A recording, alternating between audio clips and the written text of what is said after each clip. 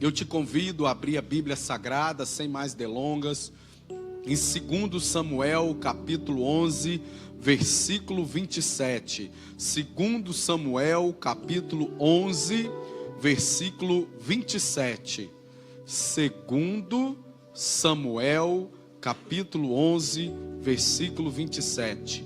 Gênesis, Êxodos, Levíticos, Números, Deuteronômio, Josué, Juízes, Ruth, 1 Samuel, 2 Samuel. Amém, irmãos? 2 Samuel, capítulo 11, versículo 27. Lembrando aos irmãos que estão nos visitando nessa noite, receberam esse cupomzinho, esse formulário.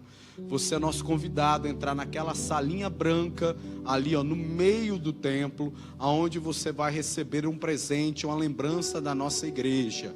Não deixe de ir lá após o culto, por gentileza. Se você chegou depois que os visitantes foram cumprimentados, está nos visitando a primeira vez, procure um obreiro, pegue esse formulário, é um pão de mel, irmão. Pão de mel é bênção, irmão. E até eu vou pegar um formulário desse, preencher a fichinha para ganhar um cupomzinho de mel. Amém? 2 Samuel 11, 27. Os irmãos que encontraram, digam amém. A palavra do Senhor, que é eterna e nos abençoa, diz assim: E passado o luto, enviou Davi e a recolheu em sua casa.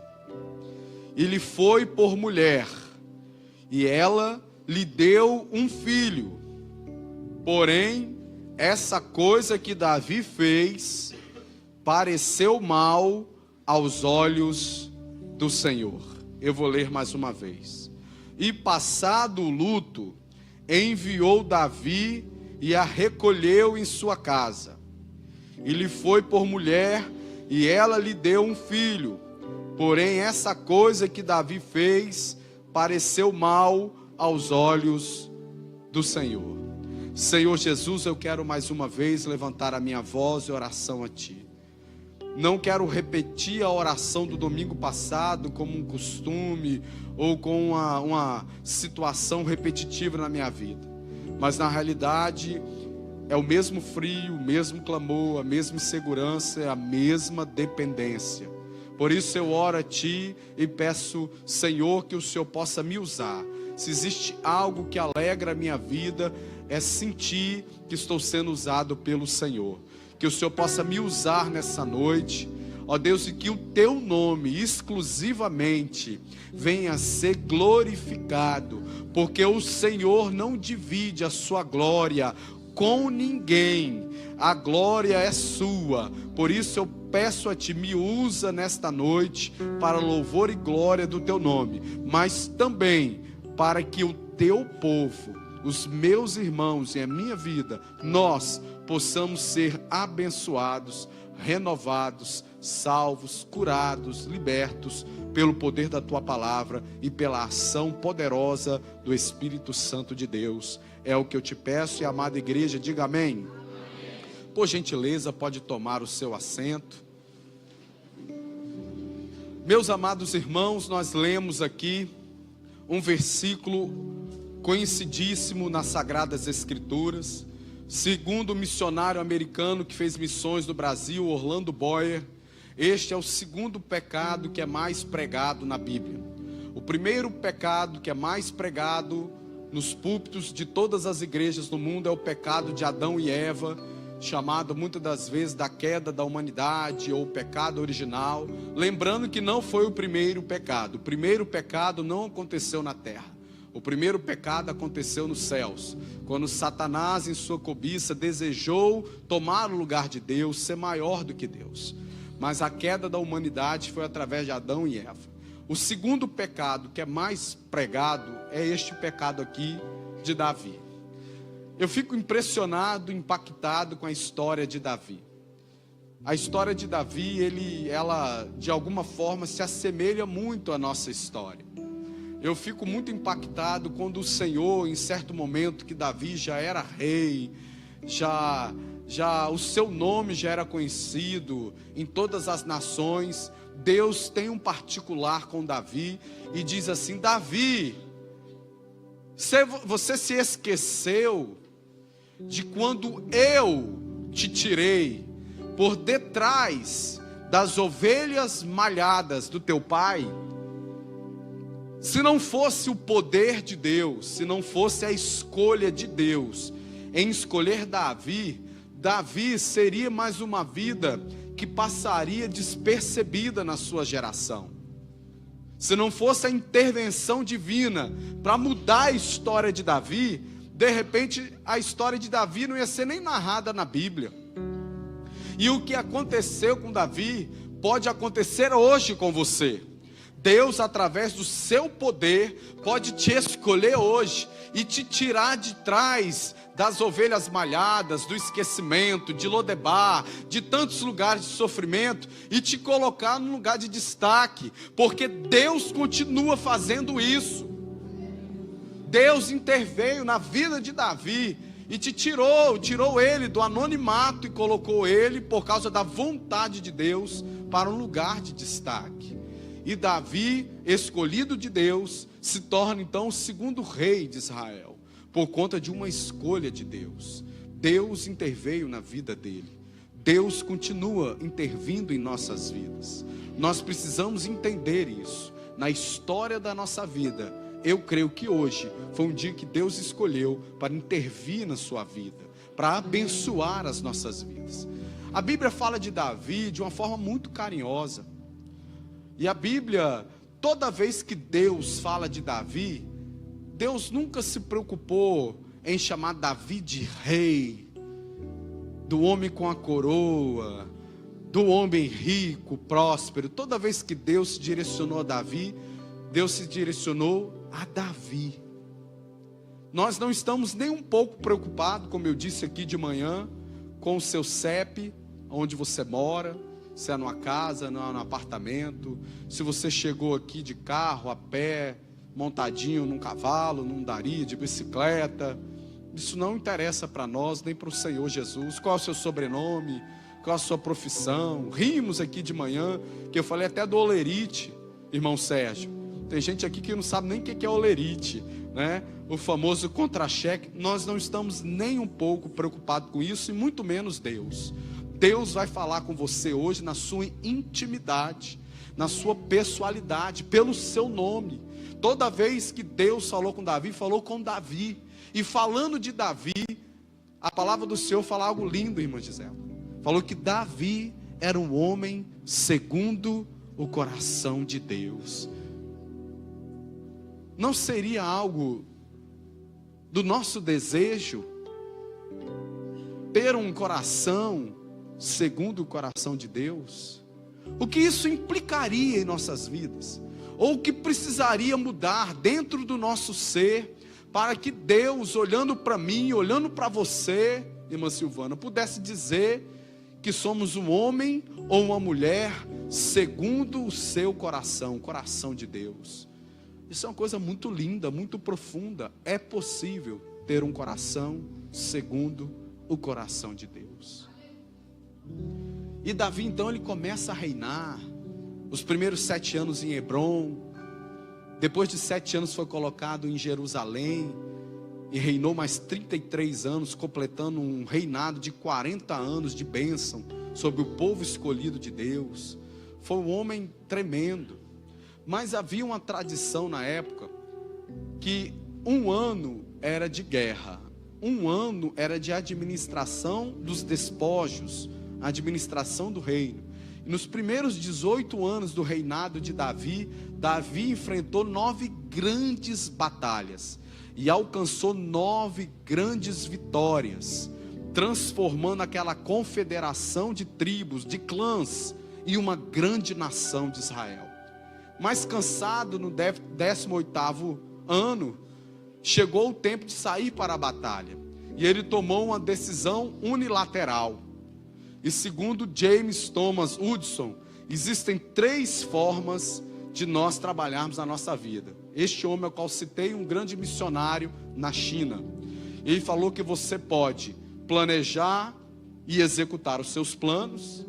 A segunda forma, você pode planejar e orar a Deus para Deus abençoar os seus planos.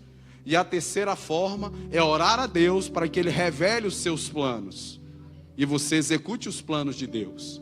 Mas Davi aqui, ele tomou uma decisão, ele executou, ele fez conforme a sua vontade. Ele não saiu à guerra, ele enviou Joabe, o seu general, os seus soldados para a batalha. E a Bíblia diz que ele acordou tarde e, passeando no alpendre do seu palácio, viu uma mulher que se banhava, que era linda, maravilhosa, de nome de Betseba. Ele acordou tarde e ficou passeando. O que a Bíblia está querendo dizer é que ele estava ocioso. Eu gostaria de convidar você a olhar para o irmão que está do seu lado e falar assim: irmão, para ociosidade, nem homem, segundo o coração de Deus, está preparado. Ninguém está preparado para a ociosidade. Por conta da sua ociosidade, ele olha daquela posição do seu alpendre, vê aquela mulher, deseja aquela mulher. E a Bíblia diz que ele ainda pergunta aos seus servos ali da corte palaciana: quem é essa mulher tão linda? Betseba também era um pouco exibida, se eu posso dizer assim no português mais claro, porque não era só Davi que estava vendo. A Bíblia é muito clara que ele mostra: quem é essa mulher linda, maravilhosa aí que está se banhando? Ela estava se expondo. A Bíblia é muito clara em dizer isso. E aí, sua corte palaciana, percebendo, não somente na sua comunicação verbal, mas no que os seus olhos estavam desejosos, que Davi, mesmo sendo um homem segundo o coração de Deus, tinha sido ali, estava escravizado pela sua concupiscência, pelo seu desejo. No ato de perguntar de quem era aquela mulher, a sua corte tentou ajudá-lo, dizendo: porventura, Davi, essa mulher não é a mulher de Urias, o Eteu? Tipo assim, Davi, tira o olho daí, porque esta mulher tem dono, né? Falando um português mais claro. Tentaram ajudar, porque ficou nítido na cara de Davi o que estava passando no seu coração, porque a nossa batalha é aonde? Então bota a mãozinha na sua cabeça aí, fala assim: Jesus, protege a minha mente. Não é à toa que o primeiro equipamento da armadura espiritual é o capacete da salvação, para guardar a nossa mente, senão ela vagueia, né, irmãos? Então a corte ainda tentou ajudar, mas Davi imediatamente mandou chamar aquela mulher, e ela ofereceu muita resistência, né? A Bíblia diz, né? Ela lutou, né? Coitada, foi lá na Maria da Penha, lá em Jerusalém, né? Não, ela se entrega, e ali acontece um pecado gravíssimo. Houve um adultério. Mas Davi, satisfeito, foi bom, foi gostoso, ela gostou também. Acharam que terminou por aí. Ela volta para sua casa, né? Dependendo de como foi, na época não tinha um WhatsApp, né? E hoje o negócio não está fácil. Ela mesma postaria no grupozinho, né? Na lista de transmissão das amigas dela: peguei o rei, né? E tal, né? Hoje está assim, mano, não está fácil não. Hoje a mulherada tá pior do que homem, irmão, né? Peguei o rei e tal. Ela, né, daria lugar, satisfeita, feliz da vida, né, e tal. Porém, irmão, todo pecado gera suas consequências. O pecado é coisa séria. E eu não vou usar nenhum tipo de eufemismo para pregar para a igreja e as vidas que o Senhor me dá a responsabilidade de zelar com eufemismo. Pecado é sério e continua sendo sério. E ali, por conta daquela aventura amorosa, ela engravida. E ela engravidando, ela manda esta mensagem para Davi. E Davi, novamente, não orando a Deus, projeta um plano maravilhoso de trazer Urias do campo de batalha. E inventa uma conversa fiada com Urias e manda ele de volta à sua casa, na expectativa que ele, retornando de um campo longo de batalha, se deitasse com a sua esposa. E a partir daí estava tudo resolvido. Viria a gravidez, viria a criança. Então aquela criança seria cuidada por um pai que não era o seu pai biológico, e estava tudo resolvido. Eu encontro aqui, irmãos, uma das coisas mais importantes que eu vejo que os homens de Deus e mulheres de Deus não conseguem traçar na sua vida. É quando um problema acaba, ou quando uma situação acaba, ou quando está começando outra. Muitas das vezes achamos que os problemas estão acabando, mas na realidade eles estão começando. Planejamos soluções que não são na direção de Deus, achamos que elas terão efeito em resolver os problemas, e elas só aumentam os problemas. Por isso que a Bíblia diz que um abismo chama outro abismo, e Deus não quer você em abismo, Deus quer no seu reino de luz. Então ele ali tem esse plano, chama Urias, o heteu, e Urias não era um homem qualquer. Isso chama a minha atenção e mostra assim a humanidade de Davi e a misericórdia de Deus. Urias certamente foi um daqueles homens que foi naquele lugar muito conhecido que Davi frequentou, a caverna de Adulão. A Bíblia diz que Davi, numa grande perseguição, ele foge para uma caverna. E a Bíblia diz que uma quantidade enorme de homens, angustiados de espírito, falido, quebrado, sem esperança nenhuma, família destruída, é o que está ali no hebraico, se reúne com Davi naquela caverna de Adulão. E dali Davi entrou fugitivo e saiu daquela caverna rei. Para que você possa ser rei, você precisa ter súditos. Ali Deus estabelece uma aliança entre aqueles homens em Davi. Uma aliança firmada em confiança, em amor, em fidelidade. Aqueles homens ali, dentre aqueles homens, é separado 40 valentes de Davi. Homens que fizeram coisas por Davi que ninguém era capaz de fazer, nenhum dos seus irmãos fizeram, porque amavam Davi. E um desses 40 homens, que eram os valentes de Davi, um deles era Urias, o heteu. E foi por isso que a corte palaciana, para evitar Davi de errar, fizeram questão de enfatizar: esta mulher é de Urias, o heteu, pelo amor de Deus, é um homem que te ama. De repente, Urias foi um daqueles homens que, ouvindo Davi desejoso de beber água no campo de batalha, falou: nossa, se eu pudesse beber as águas daquela fonte, que desceu arriscando a sua vida para trazer um pouco de água para o seu rei. De repente foi um daqueles que pegou uma queixada de jumento e matou 1000 homens. Eu não sei, a Bíblia não relata, mas a Bíblia relata que Urias era um dos 40 valentes de Davi. E o que destacava dentro da teologia, dentro da Bíblia, não era a valentia, nem as proezas que esses homens executaram, mas sim a aliança que eles tinham com Davi. E uma das coisas que é a raiz do problema da igreja, da sociedade perdida, dos homens, é que nós não honramos mais as nossas alianças. Davi desonrou a aliança que ele tinha com aquele homem por uma luxúria. E muitas das vezes essa história se repete de forma diferente no nosso meio. Estabelecemos alianças e não honramos as nossas alianças. Vivemos numa crise terrível de alianças. Deus te trouxe aqui nessa noite para mudar isso na sua vida, para que você seja um homem ou mulher que honre alianças, porque o princípio da aliança é algo muito poderoso aos olhos de Deus. Então Davi quebra essa aliança. Urias não volta para sua casa, porque era um homem de aliança. Ele: como eu vou para minha casa descansar com minha mulher, se os meus irmãos estão no campo de batalha? Davi então convida ele no outro dia para sua casa novamente, o palácio, embebeda Urias e manda que ele fosse para casa, para ele se deitar com a sua mulher e resolver o seu problema. Nunca busque caminhos tortuosos para resolver pecado, irmão. Pecado só tem uma forma de resolver. Urias não foi também. Então Davi teve um plano brilhante.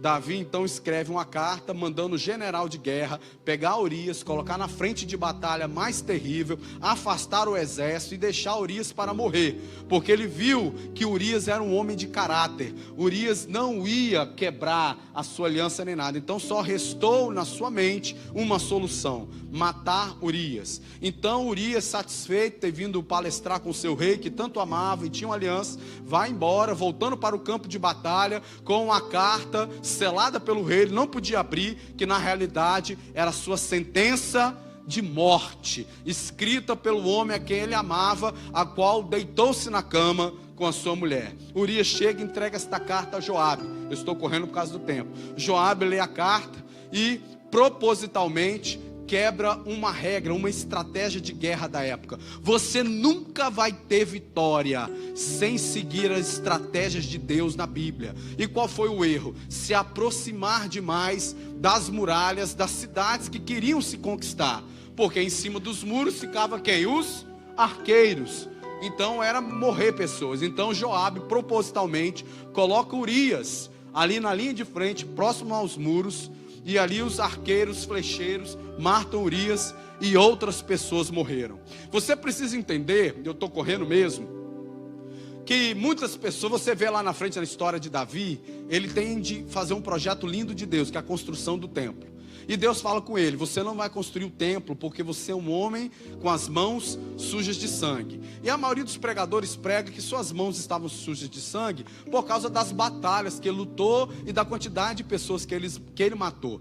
Mas essas pessoas que ele matou no campo de batalha, ele estava debaixo da legalidade de Deus. Quando Deus fala que ele era um homem de mãos sujas para construir o templo, foi por causa da mão da criança que nasceu através dessa relação fora de casamento, que Deus matou, mas o sangue estava na mão dele. De Urias, que ele matou, e a Bíblia relata que outros soldados morreram também por causa do pecado de Davi. Existem pessoas que muitas das vezes nós estamos matando por conta dos nossos pecados, e Deus cobrará de nossas mãos este sangue. Por isso que Davi não pôde construir o templo. Por isso que as mãos deles estavam sujas de sangue, apesar da misericórdia do Senhor. Então, quando isso acontece, Urias morre. E aí entra no versículo que nós lemos. Betseba fica de luto. É passado o luto. Davi então a convida para vir para a sua casa. E passado o luto, enviou Davi e a recolheu em sua casa. E lhe foi por mulher. E ela lhe deu um filho. Ela já estava grávida. Porém, essa coisa que Davi fez, nós somos responsáveis pelos atos, decisões que tomamos.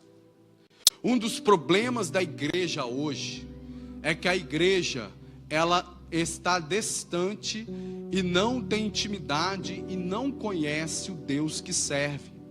A onisciência e a onipresença de Deus tem sido ignorada pela igreja.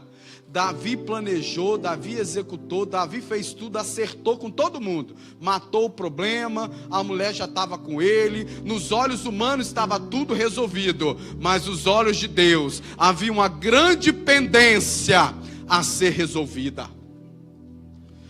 Assim é comigo e com você. Deus está vendo tudo. Deus está em todos os lugares. Deus sonda o meu e o seu coração. Deus sabe os pensamentos que são gerados na nossa mente. Você não pode ignorar a onisciência e a onipresença de Deus. Davi resolveu tudo com os homens, mas o que ele estava fazendo estava muito ruim aos olhos de Deus. E aqui que eu digo, para Davi o problema estava o quê? Só que só estava começando. E eu vejo essa dificuldade na vida do povo de Deus. Resolvi tudo, pastor, está tudo resolvido. Eu boto a mão na cabeça, meu Deus, agora que vai começar. Pessoas que entram em caminhos de decisões que tomaram, achando que a guerra foi conquistada, mas a batalha só está começando. Você precisa aprender a ver os limites do que começa e o que termina na sua vida. Então, a partir deste momento, irmãos, quando você vai para o capítulo 12, é um versículo, mas no mínimo se passou 10 meses, no mínimo, segundo alguns teólogos, 1 ano e meio. Ela vem grávida, a criança nasce, e todo mundo rindo, mas Davi no seu íntimo com Deus, sorrindo para todo mundo, fez uma canção para Deus. Segundo Martin Lloyd Jones, era o único momento nesse período de trevas de Davi que Davi tinha um pouco de paz, é quando ele adorava a Deus. Davi experimentou em uma pequena fase da sua vida o que Saul experimentou, angústia na sua alma. E ele escreve o Salmo 38, você não precisa abrir, eu vou abrir aqui. E ele, no seu momento de intimidade com Deus, porque errou, porque não obedeceu a palavra de Deus, ele faz um salmo: dor e arrependimento do pecador, dirige-se a Deus para obter perdão e salvação. Salmo de Davi para a lembrança. E uma das características da vida que Davi tinha, porque estava escondendo o pecado, era essa: não há coisa sã na minha carne por causa da tua cólera, nem há paz em meus ossos por causa do meu pecado, pois já as minhas iniquidades ultrapassaram a minha cabeça, como carga pesada são demais para as minhas forças. As minhas chagas cheiram mal e estão corruptas por causa da minha loucura. Estou encurvado, estou muito abatido, ando lamentando todo dia, porque os meus lombos estão cheios de ardor e não há coisa sã na minha carne. Esse era o cântico de Davi para Deus no escondido, no oculto, onde ninguém via. As pessoas viam só a formosura do seu reino, mas por dentro Davi carregava a dor da culpa. A sua consciência, direcionada pelo Espírito Santo de Deus, trazia à sua memória toda a herança, toda a brecha que ele tinha deixado para trás. Não é diferente muitas das vezes de nós. Isso se apresenta muitas das vezes para nós com enfermidades na alma, com situações difíceis, angústias. E irmão, você pode fazer o curso de cura que você quiser, pode comprar a apostila que você quiser, pode seguir o pregador que você quiser, enquanto você não se acertar com Deus, enquanto você não se dispor da misericórdia de Deus, assim será a sua vida. E Davi tentou segurar o máximo possível. E aí entra na história uma intervenção divina.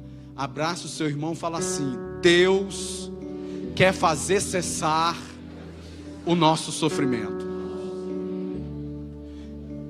É outra coisa que eu e você precisamos aprender de Deus. Toda vez que entra um profeta na história de alguém, a gente já leva para o lado da exortação, do castigo, do constrangimento, porque durante esse período, esses 10 meses, esse 1 ano, 2 anos que Davi chorou no seu culto, sorrindo para os outros, mas chorando por dentro, Deus também estava contemplando o seu sofrimento. E Deus nunca deixou de amar Davi, Deus nunca deixou de amar você. Não importa o erro, não importa o pecado, importa sim as consequências, tudo que vai ser gerado em nossas vidas. Mas isso não faz Deus deixar de te amar. Deus intervém, porque Deus falou assim: Davi é um homem segundo o meu coração, eu amo Davi, ele está sofrendo. Então Deus coloca Natã na vida dele, um profeta que Deus levanta muitas das vezes é para nos confrontar, mas isso é um ato de amor de Deus. Deus precisava intervir naquela situação. Davi já tinha perdido as estribeiras internas da sua emoção. Davi já não conseguia ser feliz. Davi podia colocar em risco o plano de Deus na vida dele. Então Deus intervém através de um profeta. E Deus sabe tratar você. Deus tem um profeta para cada um de nós. É como o Espírito Santo de Deus é este profeta. Fala com cada um de uma forma muito peculiar. Então Deus vem até Davi e fala para Davi: Davi, deixa eu te contar uma história. Aí Davi fala: existe um homem muito rico que tem um rebanho muito grande. E tem um outro que só tem um bezerrinho, uma vaquinha. E esse homem rico chegou e pegou essa única ovelhinha que esse homem tinha, esse bezerrinho, e matou e fez uma grande festa. Davi então ficou nervoso. Quem é esse homem? Porque eu sou rei, eu vou resolver isso agora e tal. Aí o profeta: é você. Aquilo que você julga, irmão, aquilo que você questiona, na realidade muitas das vezes é um espelho de quem você é, de quem eu sou. E Deus muitas das vezes tem que colocar um espelho na nossa frente, para a gente ver algo que a gente não gosta, que muitas das vezes a gente facilmente vê no outro, mas não enxerga em nós. Olha a didática de Deus. Eu fico quebrantado, eu fico cada vez mais assim, não tenho nem palavra para dizer, extasiado. Como é que Deus trabalha com cada um de nós? Se eu der o microfone aqui passando na boca de cada um dos irmãos, cada um vai falar de uma maneira extraordinária e pessoal que Deus trabalhou com ele.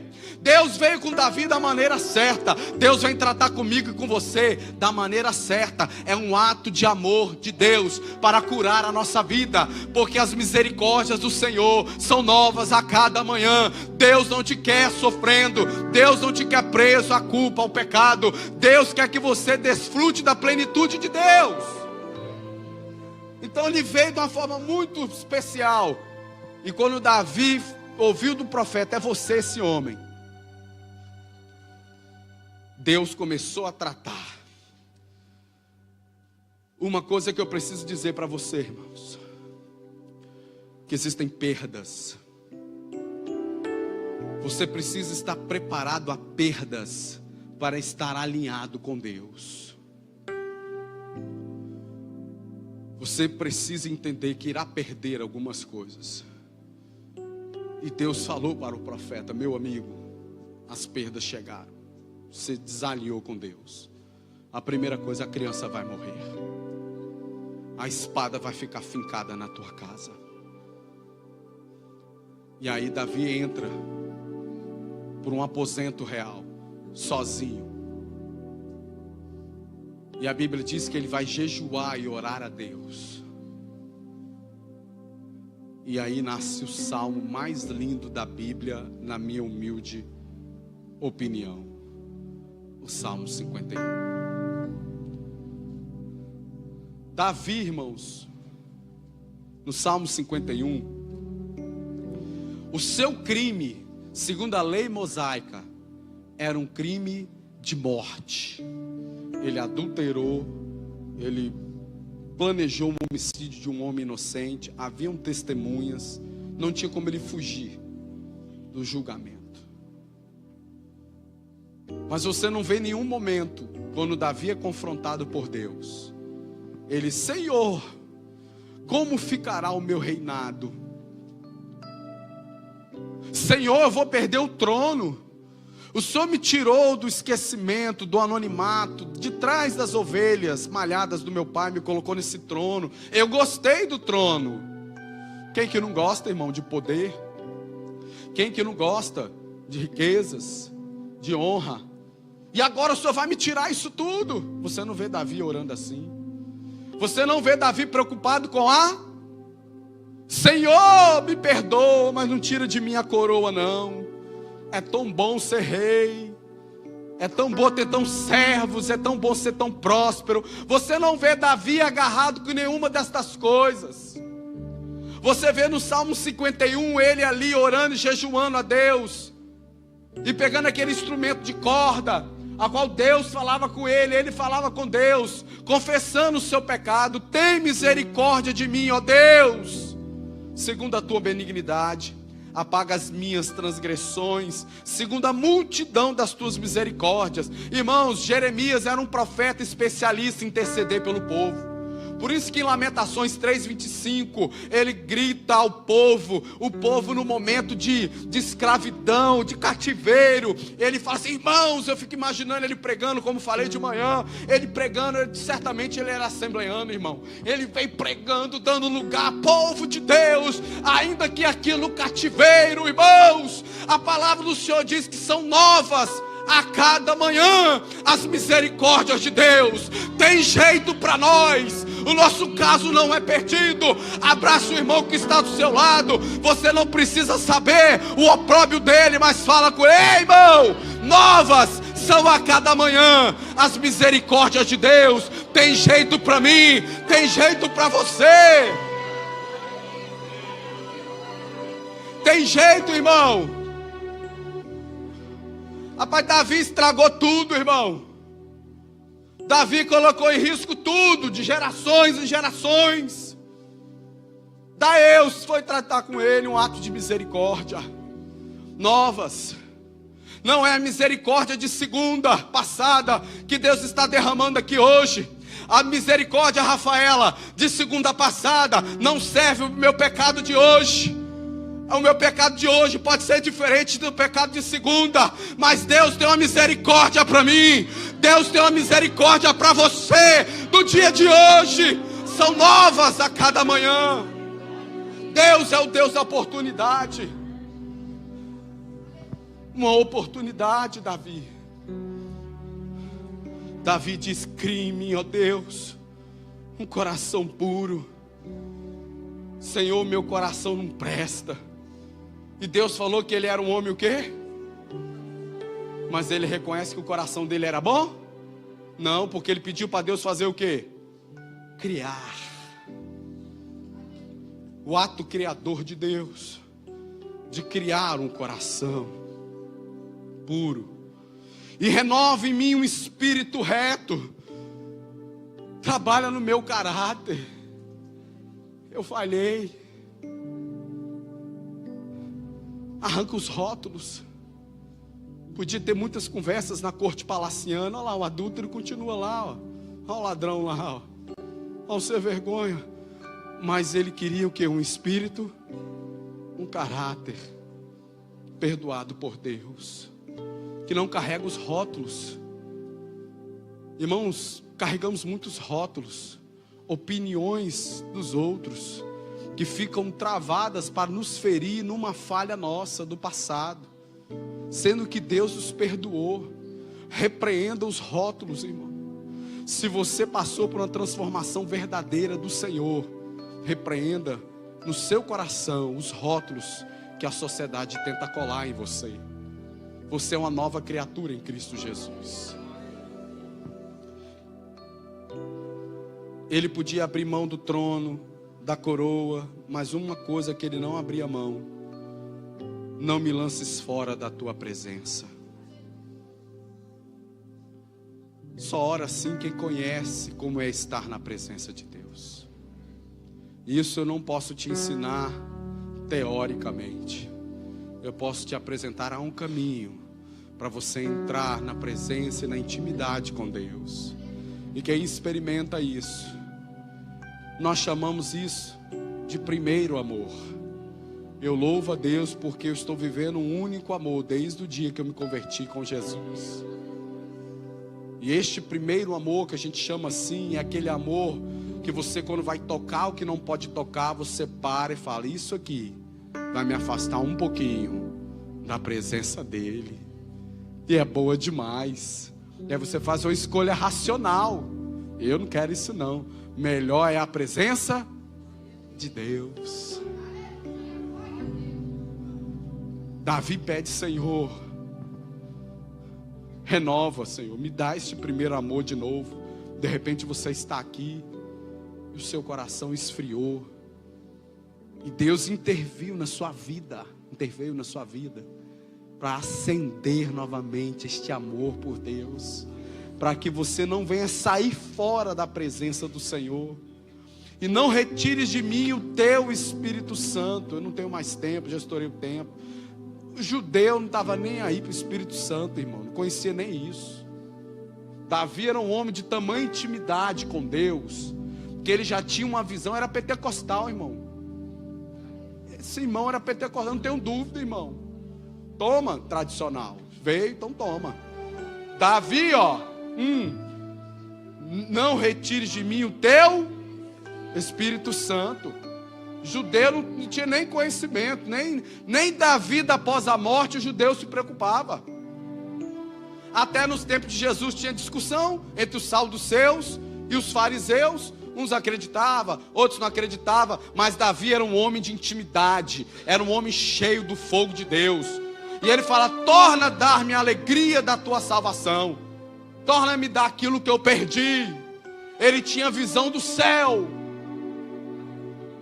Pessoas estão na igreja e não tem visão nenhuma do reino de Deus, do evangelho que não é cristocêntrico, que não fala de arrependimento, que não fala de justificação, por consequência não fala da cruz, não fala do sangue, não fala de arrependimento, metanoia, não fala de conversão. Irmãos, o evangelho, as boas novas, são boas novas de salvação.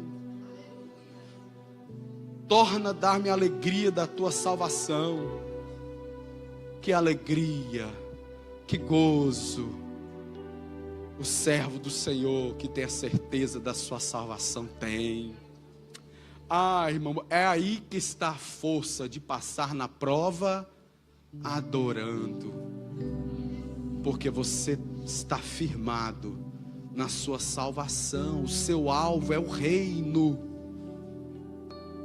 Você tira de letra as adversidades da vida, porque o seu foco é o céu. Paulo diz: pensai nas coisas que são do alto. Aonde está a tua mente cativa, irmão? Na empresa? Na conta do banco? No trabalho? No concurso público? No casamento? No filho? Miserável homem você é. Não foi eu que disse não. Fica com raiva de Paulo. Primeira epístola de Paulo aos Coríntios, capítulo 15. Se cremos no Senhor Jesus Cristo somente nesta vida, somos os mais miseráveis de todos os homens. Pense nas coisas que são de cima. e me sustém com espírito voluntário. Ele aprendeu com a queda. Ele falou: posso cair de novo. Então me sustém com espírito. Me dá um sustento. Se coloque de pé, por gentileza.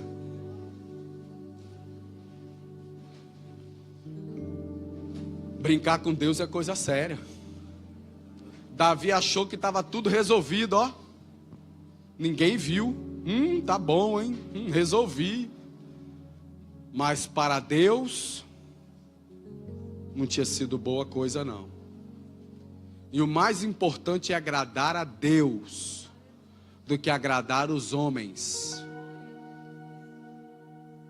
Deus olhou por amor, entrou na história dele de uma forma diferente, para que ele se reconciliasse com Deus. Interessante, perdeu a coroa? Perdeu a vida? E Deus ainda chamou ele de quê? O homem segundo o coração de Deus. Deus é bom. De repente Deus quer olhar para você nessa noite e falar: aí vai uma mulher segundo o meu coração. Não importa a maneira que você chegou aqui, importa a maneira que você vai sair daqui. Isso tudo depende da sua decisão, como Davi tomou a decisão certa. Como Provérbios 28, 13, se não me falha a memória, diz: aquele que encobre as suas transgressões fica preso no Salmo 38. Mas aquele que as confessa e deixa, alcança a misericórdia. Fica em Lamentações 3, 25. Aonde você quer estar? No Salmo 38, encurvado, cheio de dor, podre, cheio de chagas? Ou em Lamentações 3, 25? Novas são a cada manhã as misericórdias de Deus. É uma escolha sua. Vem a cura, vem o perdão, vem uma ação divina no mais profundo do seu ser. E eu quero te convidar nesta noite a uma decisão que só você pode tomar e sair daqui diferente como você entrou. Se porventura tem alguém aqui nesta noite que quer voltar para a presença do Senhor Jesus, pode apagar as luzes, por gentileza, liga aí os parletes. Levante a sua mão, da onde você estiver. Eu quero voltar para a presença de Jesus nessa noite. Eu apaguei a luz, então você tem que levantar bem muito para eu ver, viu, irmão? Sou baixinho também. Se porventura tem alguém que quer entregar a sua vida ao Senhor Jesus nessa noite: pastor, você não sabe, tá difícil, eu não estou entendendo o que aconteceu. Eu pensei que ia acabar um problema, começou outro. Eu pensei que resolvi um problema, fui abraçado, foi por outro. Jesus quer hoje entrar na sua vida e te dar salvação, te dar oportunidade de verdadeiramente se resolver de verdade esse problema. Levante a sua mão da onde você estiver e eu quero orar por você. Pode ligar só uma para eu ver, porque eu sou meio ceguinho. Fiz um teste hoje para não deixar ninguém constrangido. Obrigado, tá ótimo. Tem porventura alguém que quer voltar para a presença de Jesus hoje? Eu não tenho mais tempo, infelizmente. Eu tenho que aprender a pregar, administrar o tempo. Tem alguém que quer entregar a sua vida ao seu Jesus nessa noite? Não tendo, nós vamos orar. De repente você está no Salmo 38, dores, peso, ferida na alma, mas Deus te trouxe aqui nesta noite. Feche os seus olhos que eu quero orar por você. Rótulo não é conosco, a cadeira de juiz não é nossa. Nós estamos na cadeira da misericórdia de Deus. Não importa, Deus é o Deus do perdão, Deus é o Deus da misericórdia, que destrói o jugo pesado e que nos dá uma nova oportunidade. Se eu pregasse um Deus diferente, eu não estava sendo justo com você, porque um dia precisei do perdão e da misericórdia de Deus sobre a minha vida. Senhor Jesus, aí está o teu povo. O Senhor interveio na vida de Davi, botando um profeta para tirar Davi do Salmo 38 e colocar Davi no Salmo 51. E nessa noite, Senhor, nós não queremos estar mais no Salmo 38, sofrendo, doentes, ó Deus, sendo que Tu és o médico dos médicos, sendo que Tu és o Deus que cura, o Deus que liberta.